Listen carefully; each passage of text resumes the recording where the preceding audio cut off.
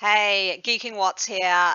This week's racing has been absolutely amazing. I absolutely loved it. Raced it myself, commentated on it, watched a whole bunch of them because what I was most excited about was not really so much the course, which was awesome, but was the use of the Ghost power-up. I haven't really seen that much in Zwift Racing, so it was super exciting to see all the different ways people used it and what worked and what didn't. So I'm going to show three videos today. So the first one is going to be men's APAC A division, then the next will be C division, I think it is, and then we're going to look at one of the women's races in the Americas East as to how people used the Ghost and what power-ups worked in that last 800 meters of this race, where most people were in a bunch, some had split off, but most were in a bunch. You went up that 5% grade at the left-hand turn, and then you kind of went into the volcano, twists and turns, and a bit of an uphill. Super exciting finishes, and a lot of people utilized the Ghost on that 5% climb, and let's have a look at why it did or didn't work. So we'll start here with the APAC men's A division. So they're just coming up to this left-hand corner, and this is where you've got DPAC pretty much versus beast mode with a whole bunch of other really great riders in there like Hashimoto, who we're following at the moment from ZWC. But you can see here that Ghost power-up is being dropped. Cool part of commentating on it was you could see the Ghost, but the people behind couldn't. So Jay Hunt has dropped it. Now the issue with the Ghost is, you'll see here, he appears with very little gap between himself and the field. So the issue I see with the Ghost and using it in this kind of a format is it's only 10 seconds. So if you're attacking from the back and you come through the back, by the time you get to the front, you've already wasted 3 seconds.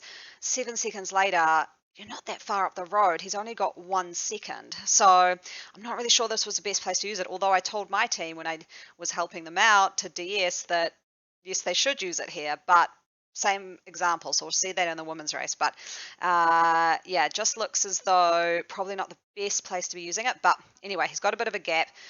He's got a powerhouse of sprinters behind him, though. You can see some people are already dropping the feather. He gets a little, still just 1%. They're really just letting 1 second, sorry. It gets up to 2 seconds, but you can see those orange numbers getting dropped. And what I want to show you here is the DPAC riders. So this has been pretty amazing to see some of these sprint finishes. So this is the crucial part where I see actually a good use of the Ghost power up. So this is, you can see the finish line just over here. It's about to hit the little left, then a right, and then it curves. I think this portion here was the best time to start your sprint, and you'll see why, and especially if you had the feather, you'll see why again. So this Ghost power up, we can't see the rider, but he's just there, and that's E. Morgan from DPAC riding at 10.5. That's where he's decided to start his sprint. Now, his teammates probably know that he started that. There we go. So he's appeared again. Again, doesn't really last that long. You can see back here, they're just now hitting this 4% grade, and already you can see some of these riders like Bevan from DPAC and Lindsay from DPAC and a whole bunch of other riders sprinting here. But you can't actually, Bevan and Jones are the ones here are interesting to see. So Morgan's just reappeared. They're riding here. Morgan's just passed Jones, sorry. So that he's who I thought was going to win the race. But then what happens is, and this is the perfect use of a power-up. So I was like, yep, he's got it, he's got it. Look at this. Here we go. Bevan.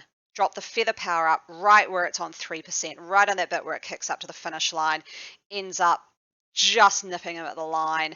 And that was a perfect use of a power-up in that race situation. So Ghost, maybe if you're doing a little sort of long-range attack, but it doesn't really seem to work because you can't really get enough gap within 10 seconds. Aero power-up actually wasn't awesome in this course for that finish. Feather and that last little bit where it kicks up seems to be the best. So let's have a look at the next race, which same APAC, but I think it was C division we're actually looking at here. So these guys, again, are just coming up that left hand in our different camera angle to see what happens again. You can see it. Someone's pushed the Ghost here. So you've got Yates, no, Plummer it looks like. He's pushed the Ghost. Again, though, reappears with a very, very small margin over the group behind. So same tactic, same result, didn't quite work out. So you see Masters here, push across, Plummer who did the Ghost, stuck on his wheel, which was actually a really good strategy to stick right back on his wheel, get pulled up, But again, a sort of indication here that the Ghost, not really best for that long range attack. Then we have another person doing what we saw before, hitting that Ghost as they go into the sprint, which I kind of see the point. It is a good way to do it. But again, you just do not get a big enough gap to make it worthwhile. So got to have to think about when is the best time for that 10-second gap to be used. And then we see Douglas here coming through from SABR with that aero power up. But what I want to show you again, now this rider, I don't believe he actually got there for the wins. We timed it just a little bit late, but you can see here Viologa riding at 14 watts a kg, again with that feather power up. Perfect course. So when you're on a course that's got a slight uphill to the sprint, I think feather will always beat out aero because you just get that jump with the reduction in the watts per kg. So again, a really good example there of a perfect use of a feather just when the gradient starts to go up over an aero. So good example there. Now, the last one I'll show you is, again, a really similar strategy has been played out. This is the Women's League. This is in the Americas East. So they're just about to go through that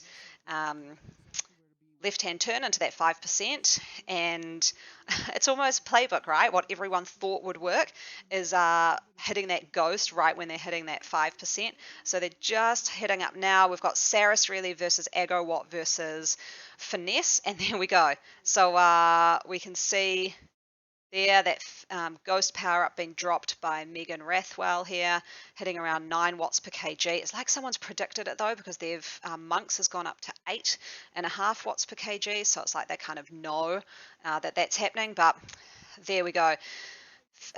Ghost being dropped. Issue is, again, when Megan reappears, such a small gap, just doesn't work. It's I really need to think about the best time you could drop that Ghost and actually have that strategy work. Obviously did not work in that situation. I think maybe you need it to be 15 seconds. Maybe Zwift could change it because I think that would add a much more interesting dynamic. I think 10 seconds is just a little bit too short. We did see, though, she was sort of a dummy attack. We saw one of her riders then jump on the chasing rider, and these two are sort of looking at each other. It's like what I talked about earlier. When the two big teams look at each other, they kind of forget that there's other teams there and that there's other people chasing.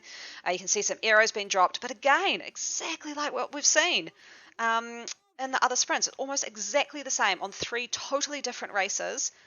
Feather being dropped here by Ashley McIntosh from Agowatt wins the day. So super interesting that 3 races finished almost exactly the same way tactically. Push the invisibility, you can't get away further enough. Push the aero, doesn't work as well as the feather on that last bit of climb. So super interesting racing. Absolutely loved it this week. I hope to see more. I really want to see the burrito out there. I really want to see the anvil out there. So let's hope we see that in future races. Awesome. Thanks, guys. See you next week.